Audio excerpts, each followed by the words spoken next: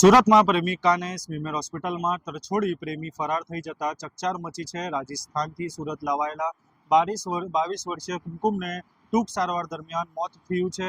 40 વર્ષીય દિલીપ યુવતીને પ્રેમજાળમાં ફસાવી સુરત લાવ્યો હોવાનો પરિવારનો આક્ષેપ છે। યુવતીના મોત બાદ રાજસ્થાન પોલીસ પણ તપાસ માટે સુરત પહોંચી છે। વૈષ્ણવજન તો તેને કહીએ જે પીડ પરાઈ જાનાને રે। નમસ્કાર દર્શક મિત્રો, આપ જોઈ રહ્યા છો નવજીવન ન્યૂઝ। હું છું સાર્થક પટેલ। સુરત શહેરમાં એક ચોંકાવનારી ઘટના સામે આવી છે, જ્યાં રાજસ્થાનથી સુરત લાવાયેલી 22 વર્ષીય કુમકુમને સ્મીમેર હોસ્પિટલમાં ટૂંકી સારવાર દરમિયાન મોત થયું છે। પરિવારનો આક્ષેપ મુજબ 40 વર્ષીય દિલીપ નામનો વ્યક્તિ જે છે તે કુમકુમને પ્રેમજાળમાં ફસાવી રાજસ્થાનથી સુરત લાવ્યો હતો અને મળતી માહિતી પ્રમાણે કુમકુમ અને દિલીપ બંને રાજસ્થાનમાં શાકભાજીના વ્યવસાય સાથે જોડાયેલા હતા। દિલીપ યુવતીને રાજસ્થાનથી સુરત લાવ્યો હતો અને સુરતમાં એક મિત્રના ઘરે રોકાયો હતો। આ દરમિયાન કુમકુમની અચાનક તબિયત જે છે તે લથડી હતી અને તેને સારવાર માટે સ્મીમેર હોસ્પિટલમાં ખસેડવામાં આવી હતી, જેથી જો કે હોસ્પિટલમાં યુવતીને દાખલ કર્યા બાદ દિલીપે તેના પરિવારજનોને વોટ્સઅપ પર યુવતીના ફોટો મોકલીને તેની તબિયત ખરાબ હોવાનું જણાવ્યું હતું। ત્યારબાદ હોસ્પિટલમાંથી જે દિલીપ છે તે ફરાર થઈ ગયો હતો અને ત્યારબાદ પરિવારનો આક્ષેપ છે કે જે દિલીપ છે તે અપહરણ કરીને કુમકુમને લાવ્યો હતો। કુમકુમના મોતના સમાચાર મળ્યા બાદ પરિવારજનો અને સમાજના લોકો તાત્કાલિક સુરત દોડી આવ્યા હતા। પરિવારજનોને દિલીપ પર યુવતીનું અપહરણ કરી સુરત લાવવાનો ગંભીર આરોપ લગાવ્યો છે અને સમગ્ર મામલે સામે આવતા રાજસ્થાન પોલીસ પણ તપાસ માટે સુરત પહોંચી છે।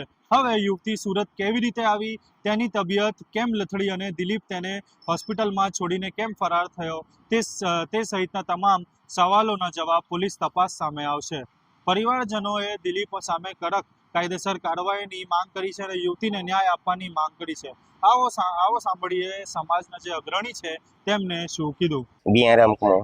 दिव्यानंद जी, क्या पूरी घटना हुई है? लड़की कहाँ से आई थी, लड़का कहाँ से, और ये पूरी बात ये बच्चा था राजस्थान का, गुड्डा माली से सब्जी का धंधा कर रहा था।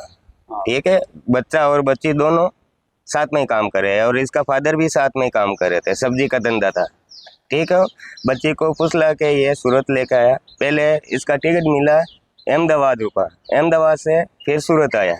सूरत में आके फिर बच्चे की तबीयत खराब हुई, वो हॉस्पिटल लेके एडमिट करवा के लगभग शाम को वो बच्ची को छोड़ के फरार हो गया और इसने घर वाले को फोटो भेज के इसका फ़ोन मोबाइल बंद कर दिया।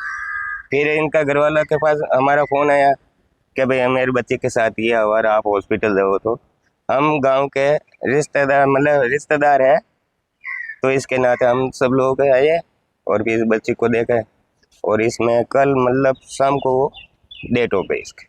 लड़के का नाम क्या है? लड़की और लड़का एक देखो, नहीं तो मैं इतने लड़के को नहीं जानता हूँ, नहीं लड़की की पहचान है मेरे को।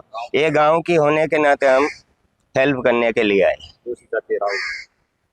जो लड़का बच गया है, क्या मांग है आप आपकी, क्या लड़के के खिलाफ कुछ कार्रवाई? भाई हमारी यही मांग है, ये गरीब आदमी है, इंसाफ मिले और कुछ मुआवजा हो।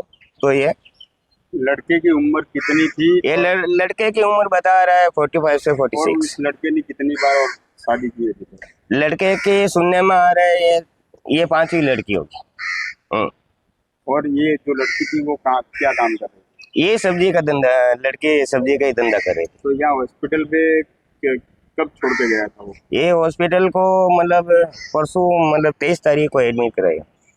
आप लोगों को परिवार को कब जानकारी? ये इसका परिवार वाले के पास फोन आया रात को हमारे पास 10-1 बजे कि भाई मेरे लड़के के साथ एक्सीडेंट हो गया और डिलीवरी केस है। इसने ही झूठ बोला हमारे।